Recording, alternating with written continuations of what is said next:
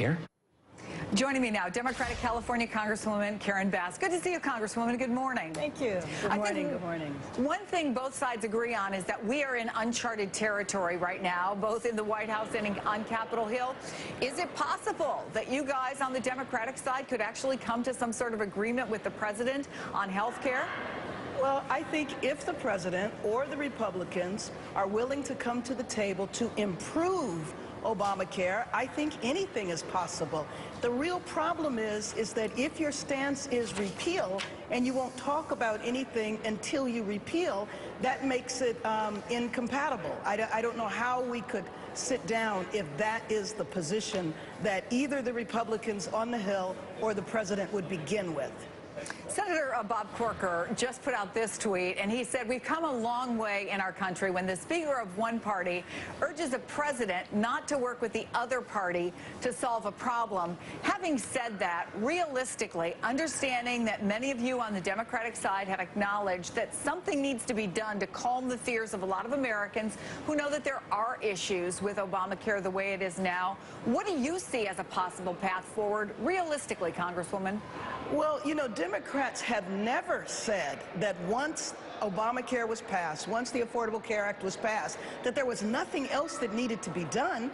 That was the beginning. And so I think there's a lot of things that could be done to improve the Affordable Care Act, and most notably is for Medicaid expansion to take place in the states that didn't expand it the first time. So I think we're ready to talk about how to improve it. It's just that we have been unable to have that conversation if you operate on a principle of repeal.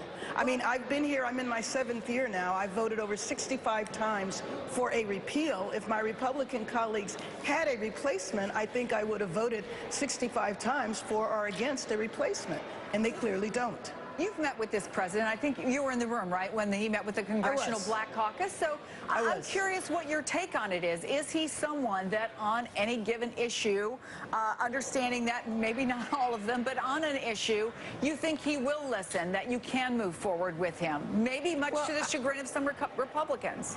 Well, I will tell you that in the meeting that we had with the Congressional Black Caucus, the president did listen to us. But what didn't happen was an active dialogue and engagement, with the exception of one issue, and that was transportation and infrastructure. There was a little bit of a dialogue there. I think both sides lit up, understanding how important transportation and infrastructure is. And in fact, he even said that, you know, he is interested in working on this issue, and he understands that some of the Republicans on the Hill might not be too happy about it. So maybe that's a starting place. Yeah, maybe you have all these issues, too, against the backdrop, which makes it more complicated, of the investigation into Russian meddling. And I want to talk to you about the House Intelligence Panel probe, because you tweeted yesterday, and I'm quoting, Nunes last week, Kushner this week, if there's smoke, there's fire. Congress must create an independent commission to follow the facts. But do we know what the facts are? I mean, is it fair to say where there's smoke, there's fire?